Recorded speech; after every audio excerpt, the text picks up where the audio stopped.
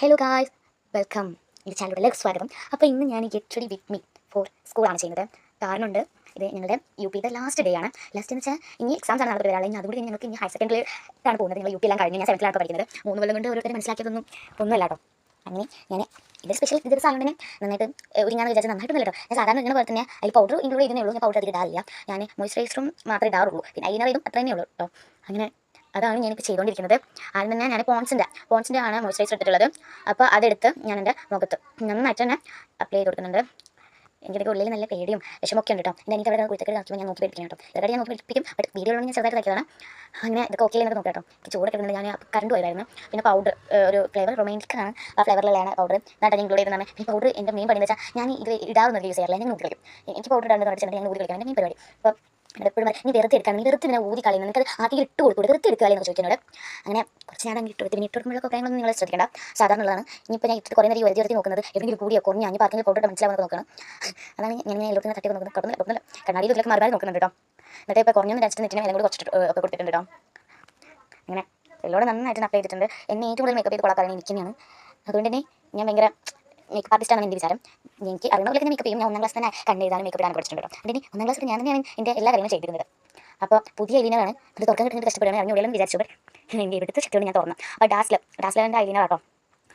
അപ്പോൾ അത് ആണ് കൊടുക്കുന്നത്. ആദ്യം ഞാനിങ്ങനെ ക്യാമറയിലാണ് ഞാൻ നോക്കിയിട്ടാണ് വരച്ചു കൊടുത്തത്. എനിക്ക് മനസ്സിലായി ഇതെനിക്ക് ഒക്കത്തില്ല. കാരണം ആദ്യം തന്നെ വരച്ചു കൊടുത്തത് കൺപീലിൻ്റെ മുകളിലിരുന്ന്. അപ്പോൾ തന്നെ വേണ്ടത് മനസ്സിലായി എനിക്ക്. അങ്ങനെ അവസാനം ഇടയ്ക്ക് അതിലും നോക്കും, ഇടയ്ക്ക് കണ്ണാടി നോക്കും. അങ്ങനെ ഇങ്ങനെ ചെയ്തോട്ടെ ഞാൻ ഇട്ട് കൊടുത്തിരുന്നത്.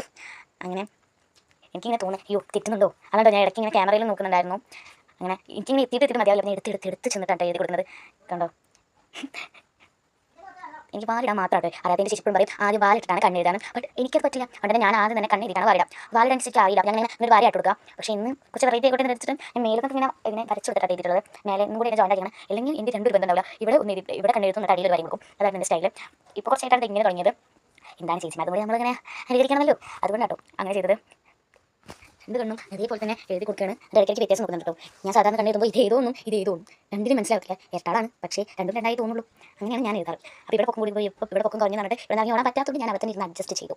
പിന്നെ രണ്ടും ശരിയല്ലേ എന്ന് ഞാൻ നിങ്ങളോട് കൂടി ചോദിക്കാൻ ശരിയാണെന്ന് പറയാം കേട്ടോ. അങ്ങനെ ഞാൻ രണ്ടും നന്നായിട്ട് എഴുതിയൊക്കെ കൊടുത്തു. എന്നിട്ട് ഇവിടെ പൊക്കം കുറഞ്ഞു പറഞ്ഞിട്ട് അതും കൂടി ഫില്ല് ചെയ്യാം കേട്ടോ. ഓ സമാധാനമായി എന്നുള്ളത് തരുന്നു എനിക്ക്.